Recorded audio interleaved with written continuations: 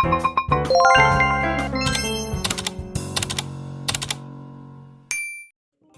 teman-teman, video kali ini saya akan membahas mengenai sistem saraf pada manusia. Adapun pokok pembahasan, yang pertama, apa sih yang dimaksud sel saraf? Yang kedua, struktur sel saraf apa saja? Yang ketiga, fungsi dari sel saraf. Dan yang terakhir, bagaimana cara kerja sel saraf? Apa sih yang dimaksud sel saraf? Sel saraf atau neuron merupakan sel yang mengantarkan impuls listrik di tubuh kita.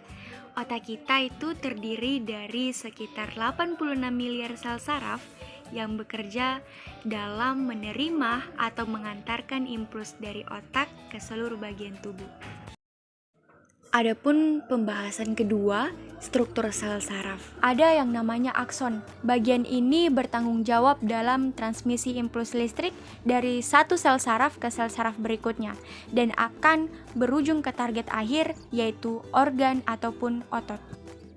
Adapun dendrit adalah struktur yang bertanggung jawab menerima impuls dari sel saraf lainnya, dari organ, otot, ataupun dari otak. Yang ketiga ada badan sel, yaitu struktur lain dari sel saraf, berisi nukleus suatu organel, dan berisi material genetik yang mengatur pertumbuhan dan perkembangan dari si sel saraf. Selain itu, ada banyak sel saraf yang memiliki struktur bernama selubung myelin yang membantu kecepatan konduksi impuls listrik yang melewati sel saraf. Tahu nggak, konduksi listrik di badan kita itu bisa mencapai 120 meter per detik di sel saraf yang memiliki selubung myelin. Pembahasan selanjutnya mengenai apa sih fungsi sel saraf? Fungsi sel saraf adalah mengirim sinyal menggunakan potensial aksi. Potensial aksi adalah pergeseran potensial listrik neuron yang disebabkan oleh aliran ion yang keluar masuk membran saraf. Potensial aksi ini dapat memicu sinapsi kimia dan listrik. Bagaimana sih cara kerja sistem saraf pada tubuh kita?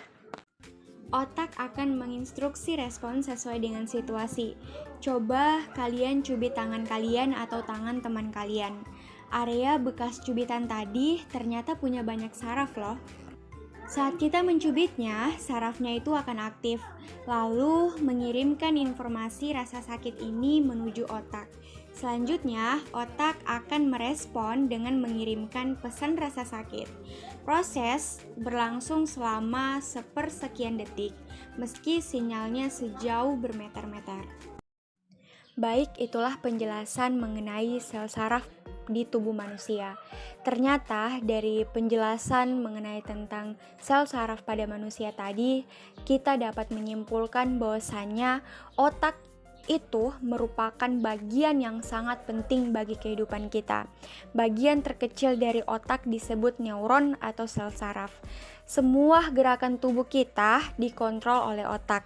Kita mau makan, tidur, belajar, berpikir, berperasa, sampai berpikiran inovatif dan menemukan segala sesuatu ternyata senantiasa dimulai dari otak kita. Itulah pembahasan dari saya mengenai sel saraf pada manusia. Sampai berjumpa lagi teman-teman. Bye.